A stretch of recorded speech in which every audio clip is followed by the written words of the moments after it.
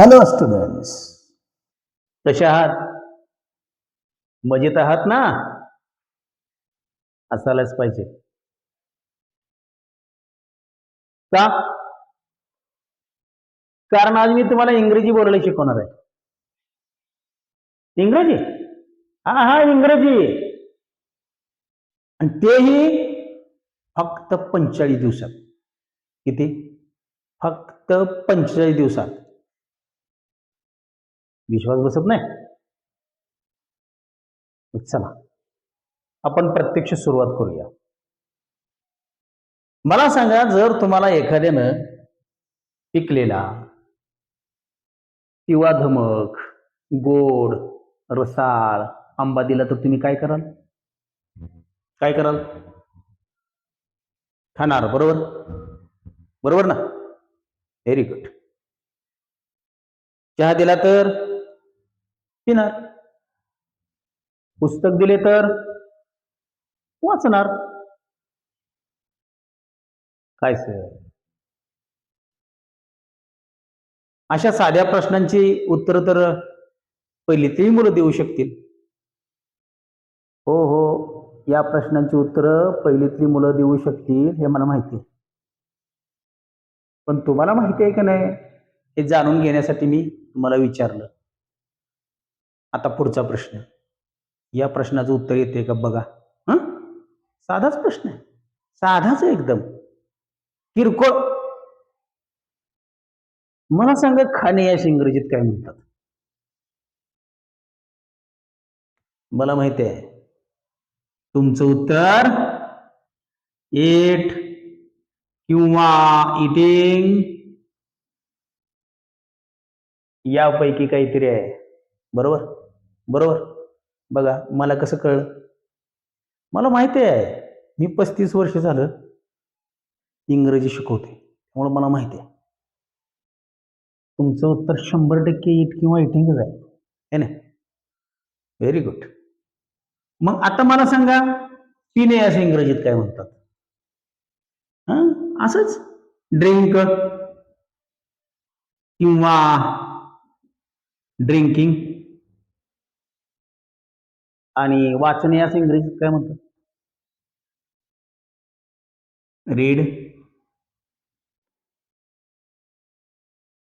किंवा रीडिंग. आहे की नाही?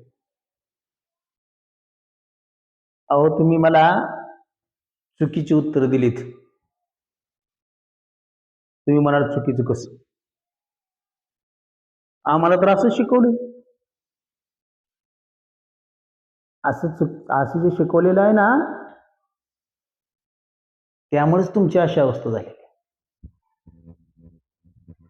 तुम्हाला शब्दांचे प्रॉपर अर्थ शिकवले नाहीत, असे चुकीचे अर्थ शिकवले. त्यामुळे तुम्हाला इंग्रजी बोलता येत नाही. आता मी तुम्हाला माझ्या पद्धतीने इंग्रजी बोलायला शिकवणार. अतिशय साध्या पद्धतीने 100% इंग्रजी बोलता येणार, गॅरंटेड बोलता येणार. पण अगोदर तुमचं उत्तर चुकीचं कसं हे जाणून घ्या. मित्रांनो,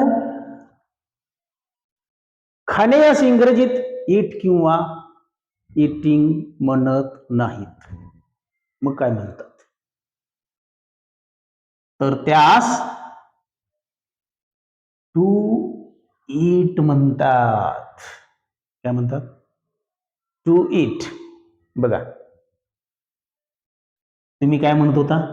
इट, इटिंग म्हणत होता, आणि मी काय म्हणतोय? टू इट म्हणतोय. पिणे असं इंग्रजीत टू ड्रिंक म्हणतात. वाचणे असं इंग्रजीत टू रीड म्हणतात. मग तुमच्या ईटला काय म्हणतात, ड्रिंकला काय म्हणतात, आणि रीडला काय म्हणतात? असा प्रश्न तुम्हाला पडला असेल, हो की नाही? सांगतो. बघा, तुमचे जे ईट होते आता मला अगोदर याचा अर्थ लिहू द्या. ईट म्हणजे खाणे, ड्रिंक म्हणजे पिणे, रीड म्हणजे वाचणे. हो, ओके, समजलं? समजलं ना? ओके, ठीक आहे, ठीक आहे, ठीक आहे. तुमचा इथं ईट आहे, माझा इथं टू ईट आहे. आता काय करूया, माझा मी इथला टू काढून टाकतो. माझा टू काढला की मराठीतला ने निघून जातो आणि तुम्ही सांगितलेल्या इटचा अर्थ राहतो खा. बघा बघा, हे जर तुम्हाला 5वी पासून माहित असतं ना, तर आतापर्यंत तुमची अशी अवस्था झाली नसती. हे लक्षात घ्या. तुमचा आहे ड्रिंक, माझा आहे टू ड्रिंक. माझ्यातला मी टू काढतो तेव्हा मराठीतला ने निघून जातो आणि ड्रिंकचा अर्थ टी असा उरतो. माझा टू काढतो तेव्हा इथला ने निघून जातो आणि तुमच्या रीडचा अर्थ राहतो वाच. अर्थातच जेव्हा तुम्ही तुमच्यापेक्षा वयाने लहान असलेल्या व्यक्तीस काहीतरी आज्ञा करत असता तेव्हा तुम्ही त्याला खा म्हणता, त्याला पी म्हणता, त्याला वाच म्हणता. पण जेव्हा तुम्ही तुमच्यापेक्षा वयाने मोठ्या व्यक्तीला बोलत असता तेव्हा तेच तेच तेच आहे, काय घाबरायसारखं नाही.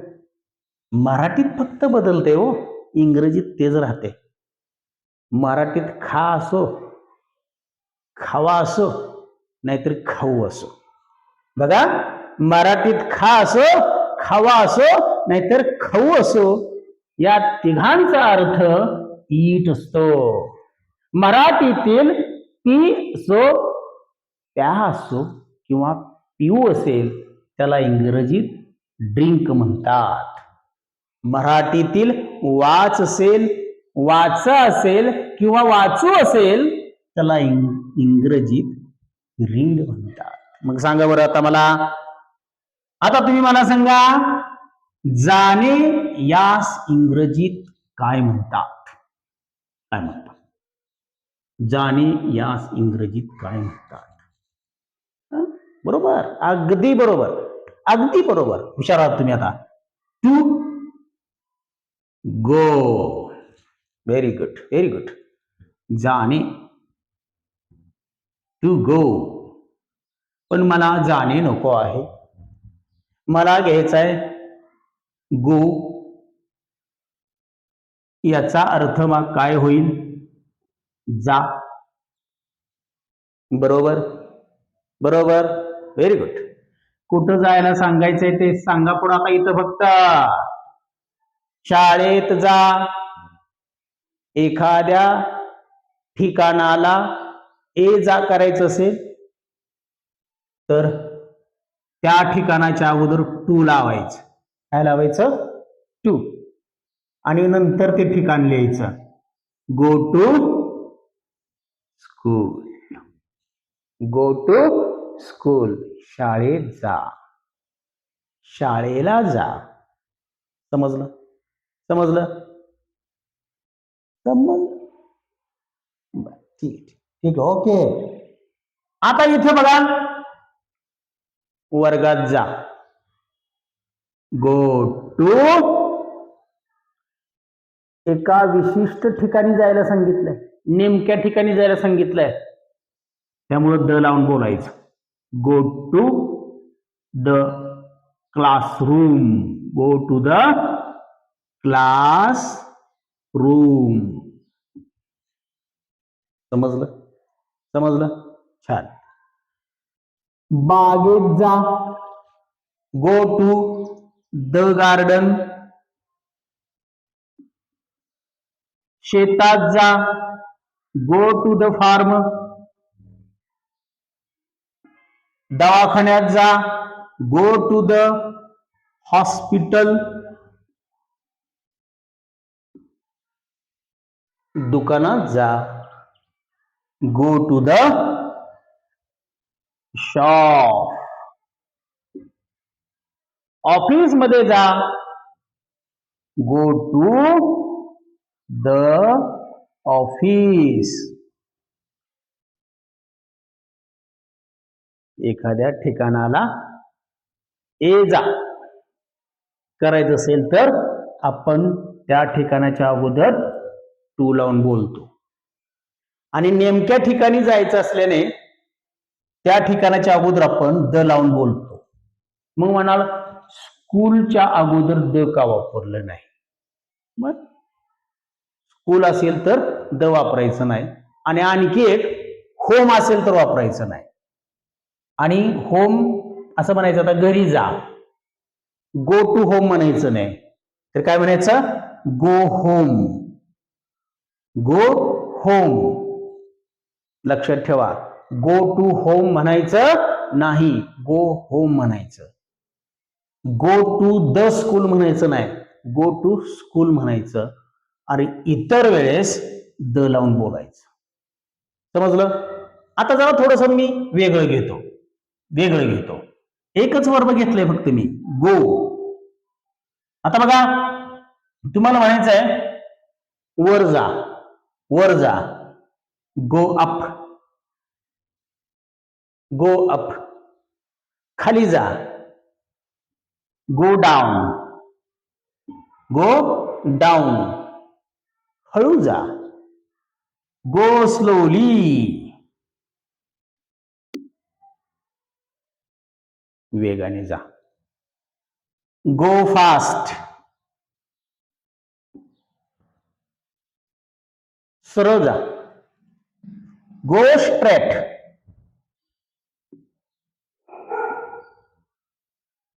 बाहेर जा, गो आउटसाइड.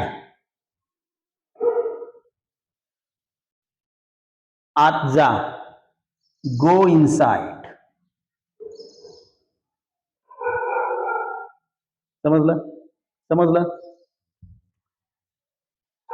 अशा प्रकारे इंग्रजीमध्ये जी वाक्य बनतात त्या वाक्यांना आज्ञार्थी वाक्य म्हणतात. कसली वाक्य म्हणतात? आज्ञार्थी वाक्य. अशी हजारो आज्ञार्थी वाक्य आपण दररोज व्यवहारामध्ये बोलत असतो. कधी आपण ए म्हणतो, कधी आपण जा म्हणतो, कधी आपण बस म्हणतो, कधी आपण खा म्हणतो, कधी आपण पी म्हणतो, कधी आपण काही सांगतो, काही म्हणतो, झोप म्हणतो, उठ म्हणतो. बरोबर? तर अशी कित्येक वाक्य इंग्रजीमध्ये बोलत असतो. ती वाक्य इंग्रजीत बोलताना फक्त गो सारख्या पद्धतीने बोलायचे. बस, सिट, ए, कम, घे, टेक, दे, गिव, लिही, राईट, वाच, रीड. समजलं? हा, काय अडचण नाही.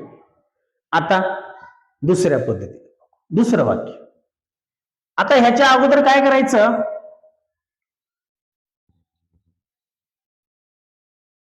डोंट वापरायचं. का वापरायचं? डोंट. आता आपण पाहिलं, गो म्हणजे जा. जेव्हा मी याच्या अगोदर डोंट वापरतो तेव्हा त्याचा अर्थ झाला डोंट. बघा, त्याचा अर्थ झाला जाऊ नकोस. Don't go. जाऊ नकोस, तिथं जाऊ नकोस. Don't go there.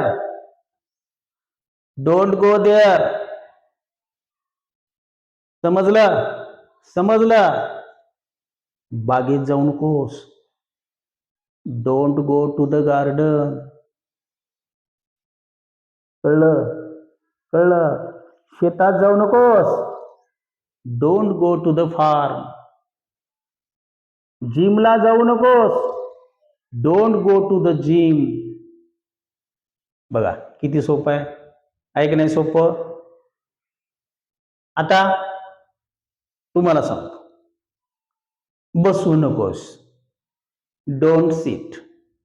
इथं बसू नकोस. Don't sit here.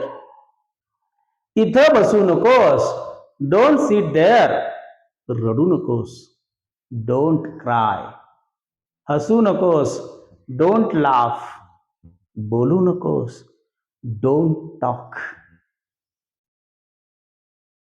कळ कळ बघा, इंग्रजी बोलणं किती सोपं आहे. जर तुम्हाला 5वी पासून अशा पद्धतीनं इंग्रजी बोलायला शिकवलं असतं तर किती फाडफाड इंग्रजी बोलता आलं असतं मला सांगा. पण आता चिंता मिटली. आता मी तुम्हाला इंग्रजी बोलायला शिकवणार आहे. माझी पद्धत कळते ना. कळते ना. जर कळत असेल तर लगेच माझ्या चॅनेलला लाईक करा. आवडलं असेल तर कमेंट करा.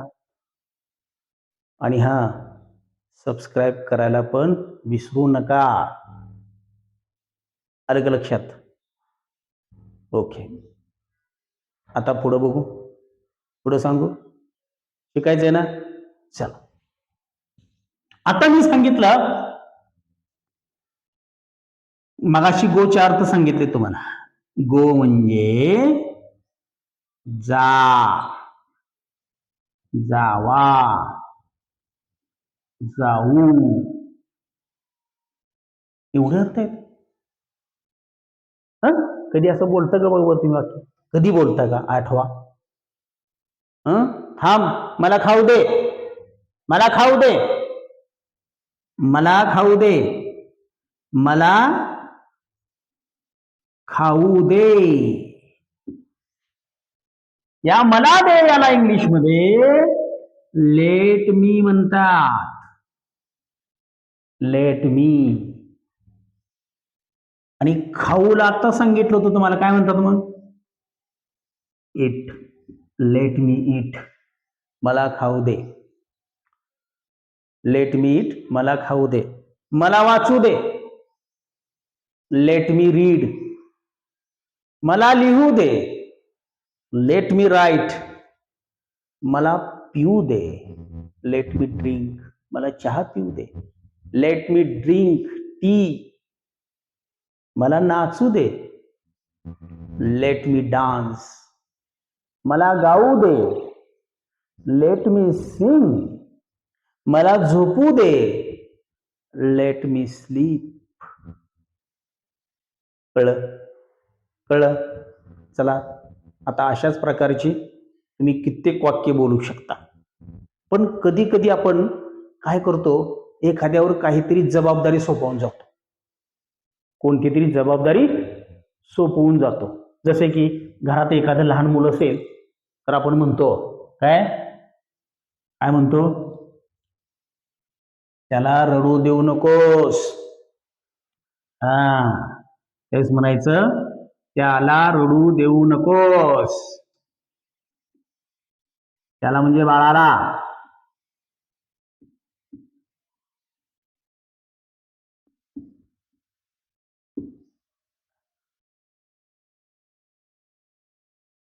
मग इथं म्हणायचं लेट. त्याला म्हणजे हिम.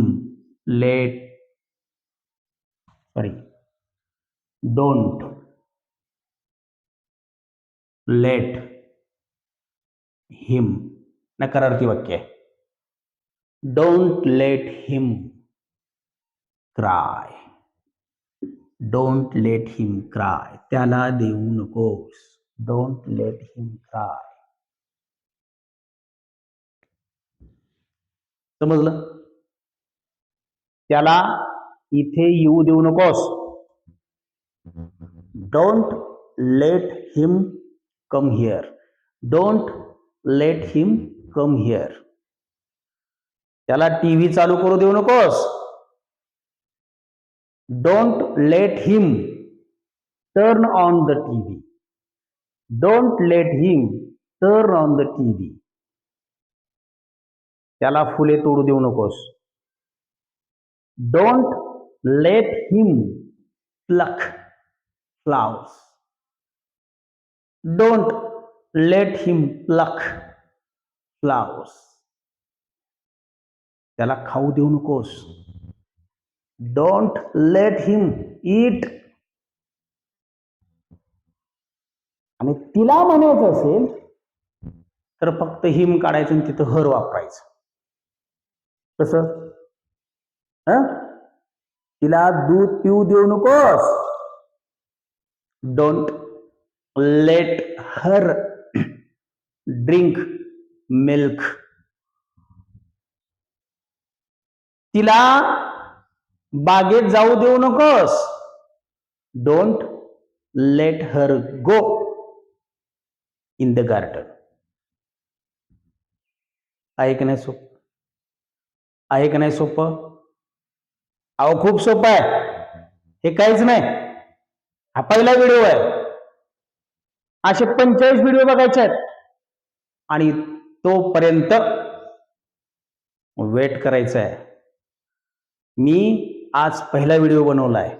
हा कसा वाटला? आवडला असेल तर लाईक करा, कमेंट करा आणि सबस्क्राईब आणि फॉलो करायला विसरू नका. Thank you very much for watching this video. Bye. तुला इथेही बंद करायला लागा.